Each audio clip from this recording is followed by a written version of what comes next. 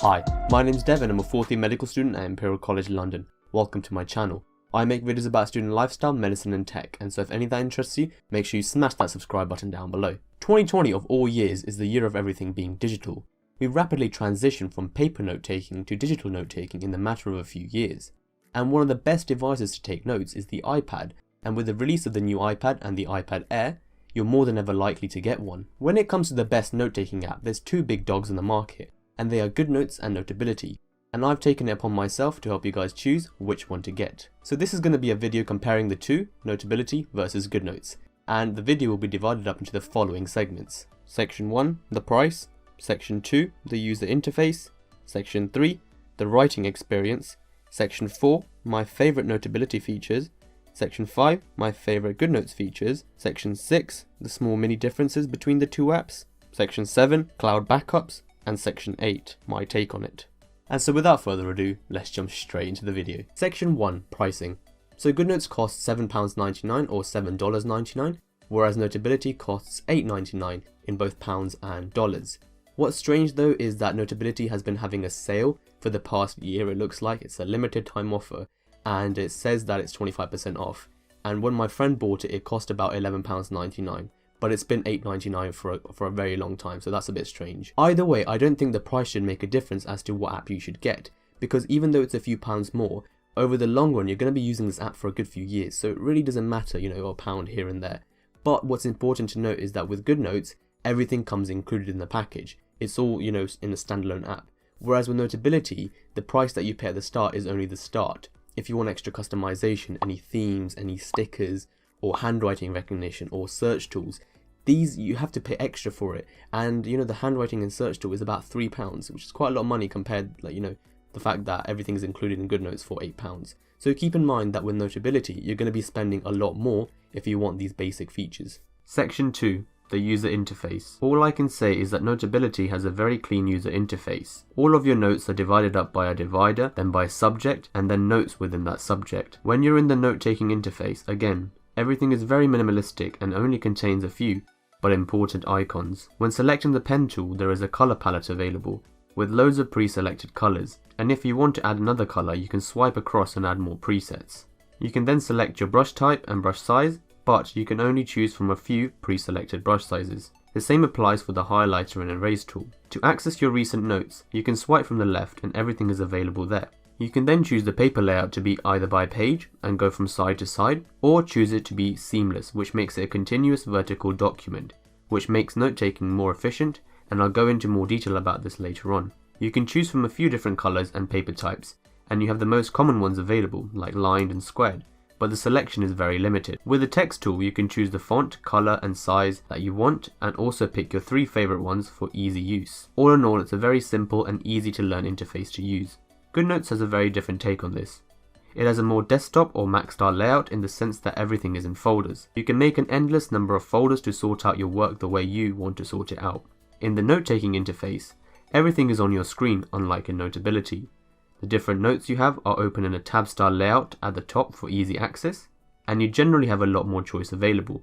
You can hide the status bar if you wish, and you can choose the exact size of your brush of your pen from a sliding scale rather than from pre-selected sizes. You can choose 3 different colours and 3 different brush size presets to have easy access. Of course, you can go and add some more presets if you like and change it accordingly. This makes note taking a lot more efficient, especially if you're switching between different colours and different sizes frequently, which is something I definitely do. The variety of paper types available to use is also far greater, but to be honest, most people only need the paper types that are available in both apps, so this really isn't a big deal in my opinion. In terms of what's better, I think it's personal preference. I prefer the Goodnotes way.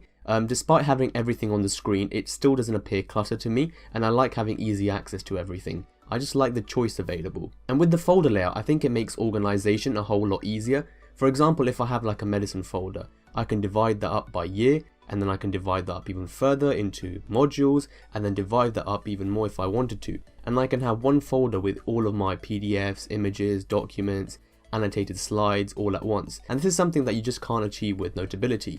Section 3, the writing experience. After iPadOS 13, the Apple Pencil received a latency of about 9 milliseconds, at least on the iPad Pro. Basically what this means is that everything is very smooth and lag-free when taking notes. and with both of these apps being specifically designed and optimized for iPad hardware, I rarely encountered any lag. Initially, when I started using Notability, I felt that something was slightly off, and I definitely preferred using Goodnotes. But after using Notability for about a month or so, I got used to it and I really can't tell much of a difference anymore. When I got the iPad, writing on the glass was okay, it wasn't too difficult. It was a little bit slippery, but mostly it was fine. But what I noticed was over time I started accumulating these micro scratches on the iPad, and seeing as the iPad doesn't exactly have the best or the most durable of displays, I started looking at screen protectors. And there were loads of screen protectors that were glass, and I'm sure they would have provided great protection, but they came at a cost, and that was that everything was slippery, like the Apple Pencil would slide everywhere, and it wasn't great. And seeing as the main reason I got the iPad was for the note-taking experience, this is obviously something I didn't want to go with. So I started exploring other options, and I heard this screen protector on the market called Paperlike. I'm sure you've heard of it. And so I, bit the bullet. It was fairly expensive, and I got it. And I used it for about a year and a bit now, and suffice to say, I was not disappointed. I would really recommend it. And I think if you can definitely afford it, then go for it. What it does is it's like this, creates like this gritty matte texture of the iPad, so it makes, it almost adds a bit of friction, and it makes the writing experience feel, as the name says, paper-like, and makes the transition stepping from paper to note-taking on the iPad a lot more easier, and obviously it provides great protection too.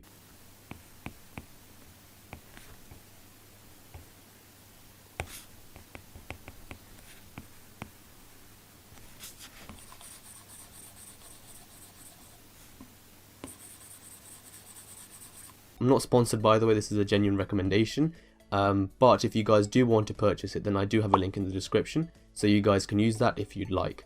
Section 4, my favourite features about Notability. The first and perhaps the greatest feature of Notability is its audio recording feature.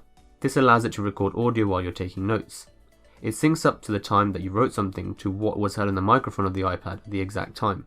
This can vastly improve your learning, as sometimes you're quickly jotting something down, and in the future something might not make sense to you.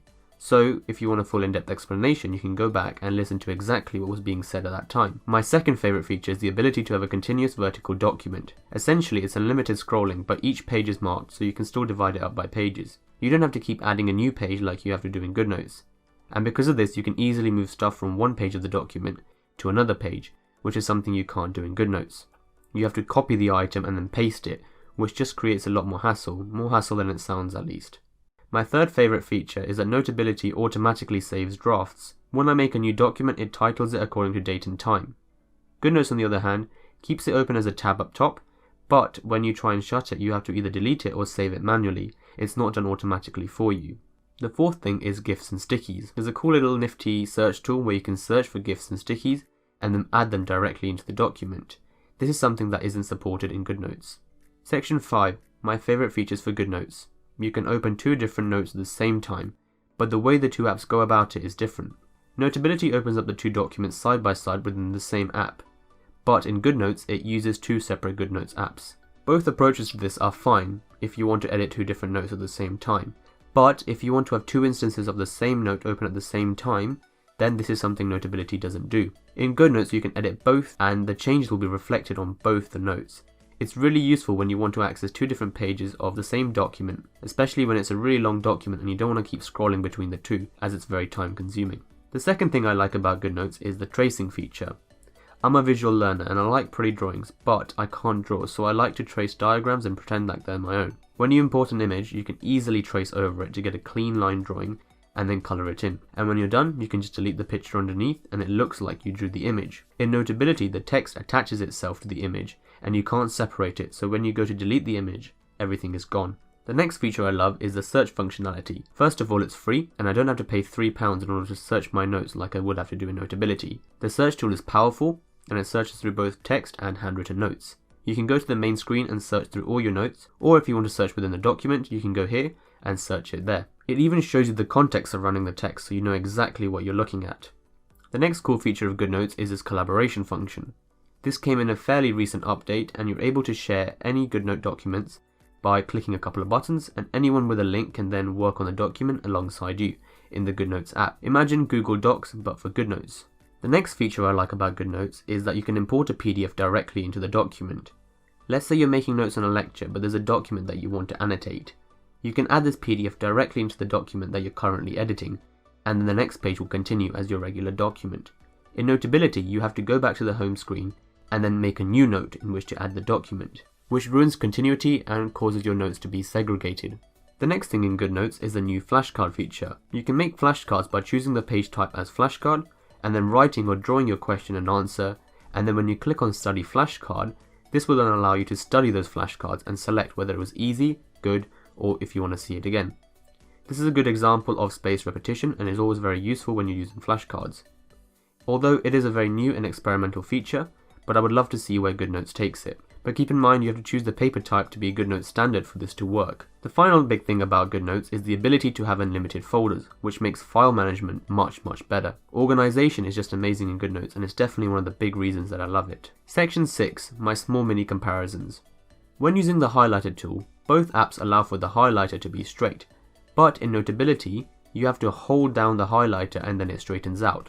This is something I don't like because when I'm using the highlighter tool, I'm going to be constantly highlighting things. I don't want to have to keep holding my pen after each stroke for it to straighten out. I would prefer that it does one or the other and then I can choose which one I want. Both apps have an eraser tool with the option of choosing whether it rubs out everything or partially rubs out stuff. But Notability has a more aesthetic way of doing it. Whenever you erase something, a fainter color appears so you can see exactly what you've erased before it actually deletes. But Goodnotes has a nifty little feature which you can turn on called Auto Deselect Eraser. After I've switched to the eraser and used it, it automatically switches back to the last tool that I used, which in most cases is the pen. This is a really slick feature because when I switch to the eraser, I usually only want to rub out one thing because I made a mistake, and this avoids me sitting there tapping the pencil to do some quick switching back and forth. Both apps have a way of seeing the recent notes. For Goodnotes, it shows it at the top of the screen, and with Notability, you have to swipe right to see it. What's better, it's all really personal preference, but with Notability there's a handy search tool which you can use to find the note that you're looking for, whereas in Goodnotes you have to flick through all the notes left to right to see what you want. The Importing a Photo tool is placed directly in the toolbar in Goodnotes, and it even shows your most recent images which you can directly import. It just makes it a lot more easier and quicker to do, but with Notability you have to do multiple clicks to get the same results, and it's a lot slower to achieve. Converting handwriting to text is included in the price of Goodnotes. It's free. You don't have to pay extra to get this simple feature like you do in Notability. It usually costs about £3 there. And as long as your writing is legible, Goodnotes does a really good job of converting everything into text. For all the people that want it, the functionality is amazing. I've heard that Notability also converts handwriting to text well, but it's the extra cost which starts to add up, especially when Notability is more expensive in the first place. Section 7. Backing up.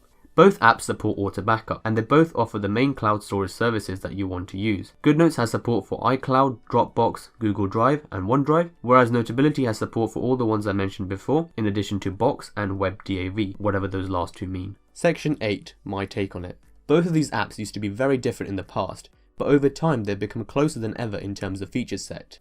For example, when I was making this video, Goodnotes didn't have an automatic shape tool. You had to go and manually select the shape tool and then draw a shape and it would convert it for you. But in Notability there was this feature where you can go into the pen tool as normal, just write your thing, but if you draw a shape and you hold it, it would automatically convert that shape into a proper shape, nice uniform shape. And Goodnotes, in the making of this video, released an update and they added this feature. What I'm trying to say is that features are being added all the time. And to be honest, I don't think you'll regret going with either of these apps. Notability is a very simple and easy to use app. It includes all the basic functionality, and if you're looking for almost point and shoot, I know it's a camera terminology, but imagine that for a note-taking app, then Notability is definitely your way forward. But for most people, I think Goodnotes is probably better. It includes all the amazing functionality within the standalone app without having to pay extra for all these features. The search tool, the folder management system, the collaboration tool, the tracing feature, all of these are some of the reasons that completely draw me towards Goodnotes. I think the only feature that Notability has over Goodnotes is the audio recording feature, and to be honest with you, I wouldn't be surprised in the next few months if Goodnotes decides to add this. So yeah, Goodnotes is probably my favourite app of choice. I know that a lot of creators say that Notability is the way forward, but this is my opinion. I think that Goodnotes is really amazing. But yeah, I hope you guys enjoyed the video. If you did, make sure you like, comment and subscribe. I've been Devify, and I'm out.